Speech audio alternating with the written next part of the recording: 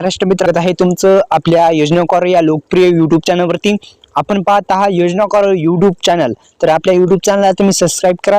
एकंदरीत मित्रांनो पीएम किसान योजनेचा नमो शेतकरी महासन्मान निधी योजनेचा 19वा आणि 6व्या हप्त्या संदर्भात अशा पद्धतीने एकंदरीत 5000 रुपये जे आहेत तुमच्या खात्यामध्ये थेट डीबीटी मार्फत आधार संलग्न बँकेमध्ये कसं तर आधार संलग्न बँकेमध्ये थेट 5000 रुपये कशा पद्धतीने जमा होणार आहेत या व्हिडिओच्या माध्यमातून आपण दोन्ही योजना पीएम किसान महासन्मान निधी योजना तसेच नमो शेतकरी महासन्मान निधी योजना 19वा हप्ता व 6वा हप्ता कशा पद्धतीने जमा होणार आहे या संदर्भात सविस्तर माहिती आपण जाणून घेण्याचा प्रयत्न करणार आहोत। मित्रांनो एकंदरीत मित्रांनो देशातील शेतकऱ्यांना दरवर्षी 3 समान हप्त्यामध्ये 6000 रुपये देण्यात येत असतात। दोन्ही योजनेचे नमो शेतकरी महासन्मान निधी योजना पीएम किसान महासन्मान निधी योजना या दोन्ही योजनेचे मिळून 12000 रुपये देण्यात येत असतात। तर मित्रांनो पीएम किसान योजनेच्या माध्यमातून देण्यात येणारा 18वा हप्ता जारी करण्यात आलेला होता। 2019 मध्ये प्रधानमंत्री किसान महासन्मान निधी योजना सुरू केली आणि ज्या अंतर्गत शेतकऱ्यांना दरवर्षी 6000 रुपये दिले मिळतात आणि पीएम किसान योजनेच्या माध्यमातून आतापर्यंत 18 हप्ते देण्यात आलेले आहेत। पीएम किसान योजनेच्या माध्यमातून नमो शेतकरी महासन्मान निधी योजनेच्या माध्यमातून आतापर्यंत 5 हप्ते देण्यात आलेले आहेत एकंदरीत। तर मित्रांनो पीएम किसान योजनेच्या माध्यमातून देण्यात येणारा 19वा हप्ता तसेच जो नमो शेतकरी महासन्मान निधी योजनेचा आहे त्याचा योजनेचा 6व्या हप्त्या संदर्भात आपण सविस्तर माहिती आपण जाणून घेण्याचा प्रयत्न करणार आहोत। एकंदरीत मित्रांनो पुन्हा एकदा आपल्या YouTube चॅनलला तुम्ही सबस्क्राइब केले नसेल तर सबस्क्राइब करून घ्या आणि बेल आयकॉनला ऑल प्रेस करा आणि डिस्क्रिप्शन बॉक्समध्ये दिलेल्या लिंकला नक्की व्हिजिट करा जेणेकरून आपल्याला अशाच नवीन व्हिडिओचे नोटिफिकेशन तुमच्यापर्यंत पोहोचत जाईल। तर एकंदरीत मित्रांनो पीएम किसान योजनेचा 19वा हप्त्याचं तसेच नमो शेतकरी महासन्मान निधी योजना या दोन्ही योजना संलग्न असल्या कारणामुळे जर तुम्हाला पीएम किसान योजनेचा लाभ मिळत नसेल तर नमो शेतकरी महासन्मान निधी योजनेचा पण लाभ मिळू शकणार नाही। एकंदरीत दोन्ही योजना एकत्रित असल्या कारणामुळे तुम्हाला जर पीएम किसान योजनेमध्ये काही त्रुटी असेल तर नमोचा पण हप्ता स्टॉप होत असतो एकंदरीत। तर मित्रांनो एक महत्त्वपूर्ण सूचना आहे, तुम्हाला जर हप्ता खरंच तुमच्या खात्यामध्ये क्रेडिट करायचा असेल तर तुम्हाला 18 हप्त्याचं स्टेटस काढा। स्टेटस काढल्याच्या नंतर ई-केवायसी पर्याय येस आहे का नो ते एकदा चेक करा। दुसरं म्हणजे लँड सेलिंग स्टेटस आधार सेलिंग स्टेटस अशा 2-3 प्रॉब्लेम दुरुस्त करून घ्या। एकंदरीत ई-केवायसी या योजनेसाठी लाभ घेण्यासाठी ई-केवायसी करणं खूप गरजेचं आहे। एकंदरीत मित्रांनो पीएम किसान योजनेचे जर लाभ घ्यायचा असेल तर खरंच ई-केवायसी करणं गरजेचं आहे। तर या योजनेचा लाभ घेण्यासाठी ई-केवायसी करणं महत्त्वाचं आहे। ज्या शेतकऱ्यांनी ई-केवायसी केली नाही त्यांना करणं गरजेचं आहे। या योजनेचा लाभ मिळतो आहे कोण कारण सरकारनं ई-केवायसी अनिवार्य केलेली आहे। एकंदरीत ई-केवायसी प्रक्रिया जी आहे ती अनिवार्य केलेली आहे। आपल्याला माहिती आहे की ई-केवायसी करणं गरजेचं आहे। तर असा करा ऑनलाईन ई-केवायसी साठी अर्ज। आता कशा पद्धतीने ई-केवायसी करायची आपण थोडक्यात माहिती पाहू। तर अधिकृत वेबसाईटला सुरुवातीस भेट द्यायची आहे। भेट दिल्याच्या नंतर आता पीएम किसान योजनेची तुम्ही जर गुगलमध्ये टाईप केलं तर पीएम किसान असं जर टाईप केलं मित्रांनो पीएम किसान असं जर टाईप केलं तर तुम्हाला सुरुवातीस एक अधिकृत वेबसाईटलाच भेट द्यायची आहे। अधिकृत वेबसाईटला भेट द्या। सुरुवातीस तुम्हाला पहिली लिंकवर क्लिक करायचं आहे। क्लिक केल्याच्या नंतर ई-केवायसी पर्याय तुम्हाला दिसेल। ई-केवायसीवर क्लिक करायचं आहे।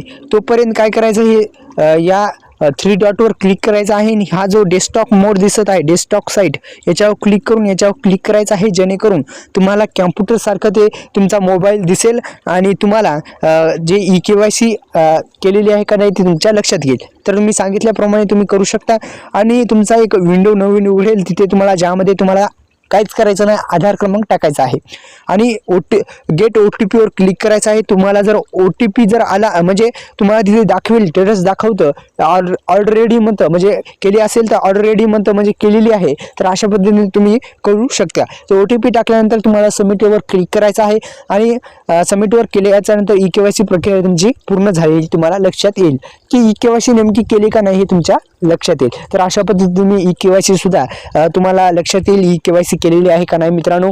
तर मी सांगितल्याप्रमाणे तुम्ही करू शकता।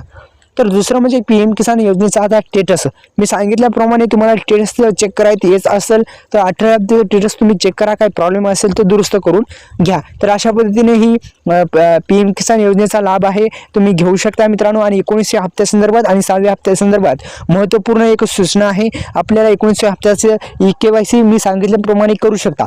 EKYC करण्यासाठी तुम्हाला पीएम किसान योजनेच्या अधिकृत वेबसाईटलाच भेट द्यावी लागेल. आता EKYCचा प्रॉब्लेम दुरुस्त झाला समजा. दुसरा म्हणजे येतो लँड सेडिंग स्टेटसचा प्रॉब्लेम. हा प्रॉब्लेम कधी येतो तर जमीन पडताळणी लँड सेडिंग लँड सेडिंग म्हणजे जमिनी पडताळणी हा पण प्रॉब्लेम तुम्ही दुरुस्त करा. दुसरा प्रॉब्लेम येतो तो आधार संलग्न बँक न नसणे. एकंदरीत आधारला बँक लिंक नसणे हा प्रॉब्लेम कधी येतो तर एकंदरीत मित्रांनो हा प्रॉब्लेम असा येतो की आधारला बँक लिंक नसणे हा प्रॉब्लेम येत असतो.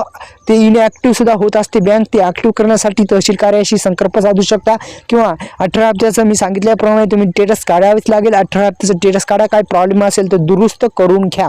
कारण की मित्रांनो 19 हप्ता येणार आहे आणि 19 हप्त्या येण्यासाठी तुम्हाला हे 2-3 कामे करणे गरजेचं आहे. स्टेटस काढा, काय प्रॉब्लेम असेल तर दुरुस्त करून घ्या, जेणेकरून तुम्हाला पैसे तुमच्या खात्यामध्ये क्रेडिट होऊ शकतात. आता EKYCचा प्रॉब्लेम आले तर तुम्ही EKYC 3 पर्याय देण्यात आलेले आहेत. एक म्हणजे OTP बेस्ड EKYC, दुसरी म्हणजे मित्रांनो तुम्ही EKYC 2-3 पद्धतीने करा येतात. 2 पद्धती प्रचलित आहेत. एक म्हणजे OTP बेस्ड, दुसरी म्हणजे थंब लावून अंगठा देऊन तुम्ही करू शकता. EKYC करणं गरजेचं. भारत सरकारने पीएम किसान योजनेशी च्या खात्यामध्ये EKYC करण्यासाठी शेतकऱ्यांना आधीच माहिती दिलेली आहे. मात्र अजूनही आतापर्यंत अनेक शेतकऱ्यांनी EKYC केले नाही. या शेतकऱ्यांची EKYC पुढील हप्त्यापूर्वी न केल्यास शेतकऱ्यांना पुढील हप्त्याचे पैसे मिळणार नाहीत. मी सांगितल्याप्रमाणे EKYC करणं गरजेचं आहे. EKYC करणं गरजेचं आहे. EKYC करून घ्या. तसेच मित्रांनो आता नमो शेतकरी महासन्मान निधी योजनेचा 6व्या हप्त्याला काही करण्याची गरज आहे का असा प्रश्न आता तुम्हाला उपस्थित झाला असेल की 6व्या हप्ता येण्यासाठी आम्हाला काही कामे करायची आहेत का 6वा हप्ता येण्यासाठी नमो शेतकरी महासन्मान निधी योजनेचा 6वा हप्ता येण्यासाठी. तर मित्रांनो तुम्हाला सांगू इच्छितो मित्रांनो पीएम किसान योजनेचा संलग्न असणारी नमो शेतकरी महासन्मान निधी योजनेचा काही करण्याची गरज नाही. म्हणजेच काय तर EKYC वगैरे काही करण्याची गरज नाही. कारण की पीएम किसान योजनेची तुमची EKYC ऑलरेडी झाली असेल तर नमो शेतकरी महासन्मान निधी योजनेशी काही प्रॉब्लेम येत नाही. नमो शेतकरी महासन्मान निधी योजनेचा कधी प्रॉब्लेम येतो तो एकदा लक्षात घ्या. एकंदरीत मित्रांनो जेव्हा पीएम किसान योजनेमध्ये काही त्रुटी आली तरच तुम्हाला नमो शेतकरी महासन्मान निधी योजनेचे हप्ते बंद पडतात किंवा स्टॉप होतात. स्टॉप कधी होतात तर पीएम किसान योजनेमध्ये समजा EKYCचा प्रक्रिया जी आहे EKYC स्टेटस नो आहे तुमचं, तेव्हा नमोचे पण हप्ते स्टॉप होतात. कारण की या संलग्न योजना आहेत. पीएम किसान योजना आणि नमो शेतकरी योजना ही संलग्न योजना आहेत. म्हणजे एकमेकांना संबंधित योजना आहेत. त्यामुळे मित्रांनो तुम्हाला जर काही प्रॉब्लेम आला तर दोन्ही EKYCचा प्रॉब्लेम आला तर दोन्ही हप्ते तुमचे स्टॉप होतात. जेणेकरून स्टॉप न होण्यासाठी आपण EKYC लँड सेडिंग स्टेटस आधार सेडिंग स्टेटस हे दोन्ही प्रॉब्लेम दुरुस्त करू शकता. एकंदरीत दुरुस्त केल्याच्या नंतर तुमचे खात्यावर तुमचे पैसे मिळून जातील. एकंदरीत मित्रांनो अशा पद्धतीने तिन्ही प्रॉब्लेम दुरुस्त करा. एकंदरीत हप्त्यामध्ये वाढ झाली तरच 5,000 रुपये शेतकऱ्यांच्या खात्यामध्ये जमा होणार आहेत. एकंदरीत 5,000 रुपये कधी जमा होणार आहेत तर मित्रांनो लक्षात घ्या, जेव्हा हप्त्यामध्ये नमो शेतकरी महासन्मान निधी योजना आणि पीएम किसान योजनेमध्ये हप्त्यामध्ये वाढ झाली तरच तुम्हाला 5,000 रुपये तुमच्या खात्यामध्ये येणार आहेत. तर आपल्या YouTube चॅनलला सबस्क्राईब करा, बेल आयकॉनला ऑल प्रेस करा.